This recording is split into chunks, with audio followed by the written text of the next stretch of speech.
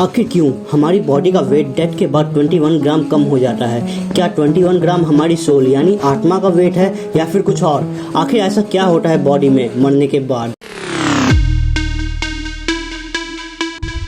Scientist ने science की help से ऐसी बहुत चीज़ों की खोज की है जो कि इंसानों के लिए बहुत फायदेमंद साबित हुई है, बट साथ ही साथ कुछ ऐसी भी खोज हुई है जिसमें इंसान खुद उस खोज के खिलाफ हो गए थे। उन्हीं में से एक खोज है जिसका नेम है एक्सपेरिमेंट 21, जो कि डॉक्टर डंकन मैकडोनाल्ड्स। ओए ओए, मैकडॉगल नेम है मेरा, डॉक्टर डंकन मैकडॉगल। साइंटिस्ट हूँ, खाने की चीज़ नहीं है। अच्छे खासे साइंटिस्ट को तुमने खाने की चीज़ बना दी।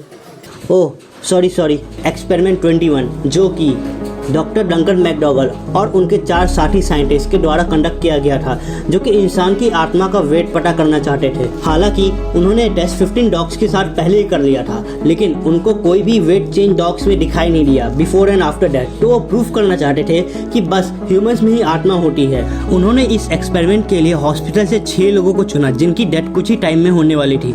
उनमें से 4 पेशेंट को टीबी था, एक को डायबिटीज और एक की बीमारी के बारे में उस टाइम तक किसी को पता नहीं चल पा रहा था।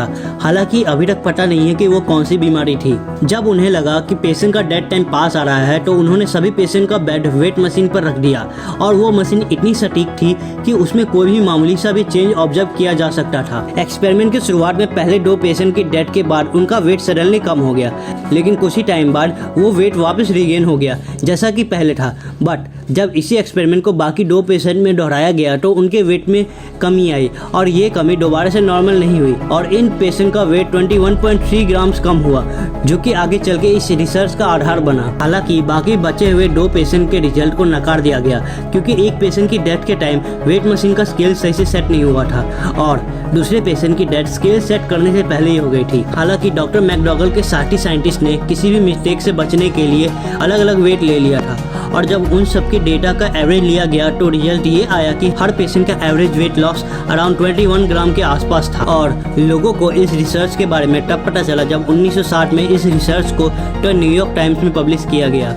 हालांकि रिसर्च सटीक नहीं थी, फिर भी ज़्यादातर मामलों में वेट कम हो जाने के कारण लोगों का इंटरेस्ट इसमें बढ़ने लगा और कई लोगों ने मैकडॉगल के इस एक्सपेरिमेंट को अपोज भी किया क्योंकि लोगों का मानना था कि ये नेचर के रूल्स के खिलाफ है और रिसर्च का कोई एग्जैक्ट कंक्लूजन ना देने की वजह से उन्हें इस एक्सपेरिमेंट को आगे बढ़ाने की परमिशन नहीं मिली और अभी तक ये पता नहीं चल सका है कि आत्मा है या फिर नहीं, और है भी तो उसका वजन कितना है। हालांकि डॉक्टर डंकन मैकडॉगल ने सभी को गलत साबित करने के लिए अपने अगले रिसर्च में आत्मा की फोटो लेने की भी प्लानिंग कर ली थी, लेकिन उनको इस चीज़ के लिए परमिशन मिली ही नहीं और फिर 15 अक्टूबर 1920 में डॉक्टर डंकन मैकडॉगल ने दुनिया को अलविदा कर दिया। तो आखिर बॉडी का वेट डेथ के बाद कम क्यों हुआ? तो इसका आंसर बहुत सारे साइंटिस्ट ने ये दिया कि डेथ के बाद बॉडी में बहुत सारे बदलाव आते हैं, जैसे कि मसल्स का रिलैक्स होना, लंग्स में से कुछ ग्राम्स एयर रिलीज हो जाना, बॉडी में से वेस्ट निकलना जैसे कि यूरिन और भी बहुत कुछ, जिसके कारण बॉडी का वेट कुछ ग्राम्स कम हो जाता है, जो कि हमें डॉक्टर मैकडॉगल के रिसर्च के दौरान 21.3 ग्राम पता चला।